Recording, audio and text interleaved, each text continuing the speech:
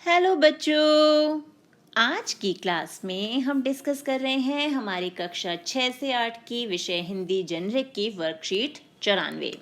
तिथि है 30 जनवरी 2021 और आज की हमारी वर्कशीट जो शुरू हो रही है वो है एक चित्र से। और यहाँ क्या कहा गया है कि नीचे दिए गए इस चित्र में क्या क्या और कौन कौन है उनके नाम लिखिए और इनमें से किन्हीं 3 के बारे में एक एक वाक्य लिखिए।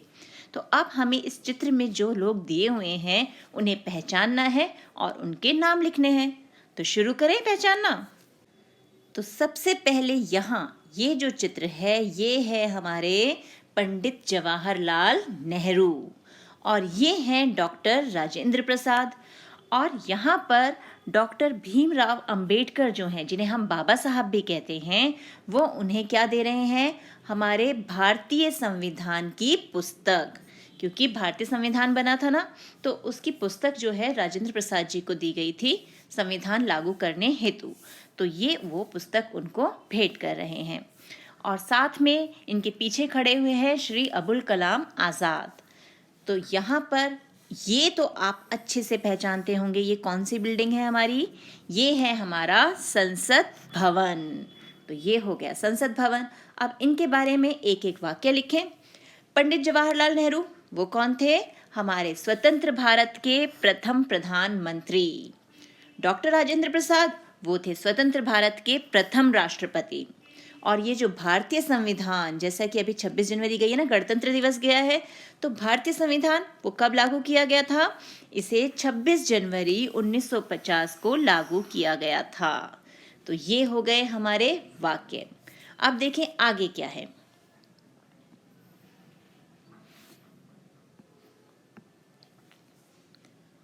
अब आगे दिया हुआ है, नीचे दिए गए गीतों में से आपने कौन कौन से गीत सुने हुए हैं, उनके आगे या उन पर सही का निशान लगाइए।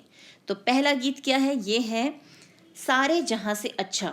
ये तो आप स्कूल में भी गाते हैं, तो इसके आगे हम सही का निशान लगा देते हैं। ए मेरे वतन के लोगों, तो ये भी सुना हुआ है हमने, इसके आगे भी सही का निशान लगा दिया। मेरा रंग दे बसंती चोला, जो शहीद भगत सिंह जी ने गाया था, तो ये भी हमारा टिक हो गया। अब तुम्हारे हवाले वतन साथियों, कर चले हम फिदा जाने तन साथियों, तो ये भी हमने सुना हुआ है। और ये तो सुनाइए, ये देश है वीर जवानों का, है ना, जिससे सुनते ही जोश आ जाता है।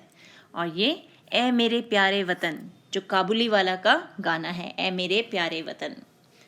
अब आगे क्या है, ये सभी गीत किससे जुड़े हैं, नीचे दिए गए विकल्पों में से सही विकल्प के सामने तिरंगे का चित्र बनाइए। ध्यान दीजिएगा, सही विकल्प एक से ज़्यादा भी हो सकते हैं। अब ये सारे हमारे देशभक्ति से, देश प्रेम से जुड़े हुए गीत हैं।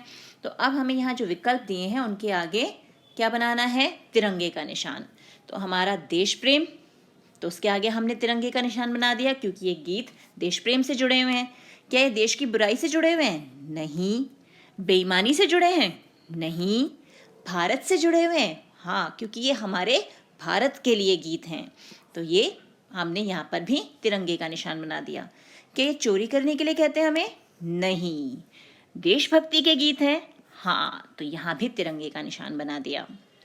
अब है, क्या सिर्फ देशभक्ति गीत गाना या सुनना ही अपने देश से प्रेम करना है, कि जब 26 जनवरी आई, 15 अगस्त आया तो मैसेज भेज दिए देशभक्ति के, गाने सुन लिए या गाने गा दिए स्कूल में, क्या यही देश प्रेम करना है, नहीं। ये देश प्रेम करना नहीं है। देश से अगर हम प्रेम करते हैं तो हमें अपने अधिकारों के साथ साथ हमारे कर्तव्यों के बारे में भी पता होना चाहिए, और देश के प्रति जो हमारे कर्तव्य हैं उन्हें पूरी निष्ठा से हमें उनका पालन करना चाहिए। और आगे क्या दिया हुआ है हमें, यदि हम अपने देश से प्रेम करते हैं तो हमें अपने देश के लिए क्या क्या करना चाहिए, कौन कौन से कार्य हम अपने देश के लिए हर दिन कर सकते हैं।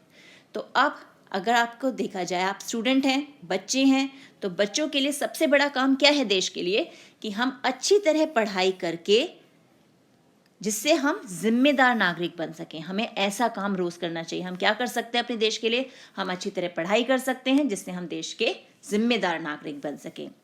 अपने आसपास सफाई रखकर हम देश की सेवा कर सकते हैं, क्योंकि देश को सुंदर भी तो बनाना है ना। सार्वजनिक संपत्ति को नुकसान ना पहुंचाकर, कुछ लोग होते हैं घूमने जाते हैं, जो हमारे हेरिटेज हैं, जो हमारे स्मारक हैं वहाँ पर जाके अपना नाम लिख देते हैं, उन्हें गंदा कर देते हैं।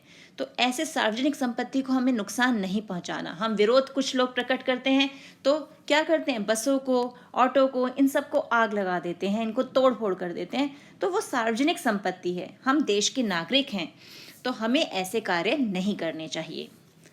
धर्म, जाति आदि या अन्य किसी भी प्रलोभन से ऊपर उठकर अपने मतदान का प्रयोग करके। तो हमें धर्म या जाति की ये नहीं, हमारे धर्म का या जाति का है इसलिए हम इसे चुनेंगे, और या फिर किसी भी प्रकार का लालच वो हमें दें, उन सब को छोड़कर हमें क्या करना चाहिए, हमें बिल्कुल सही मतदान करना चाहिए। अपने देश के लिए एक सही सरकार को चुनना चाहिए जो देश के विकास के लिए कार्य करे। तो ये है हमारी आज की वर्कशीट।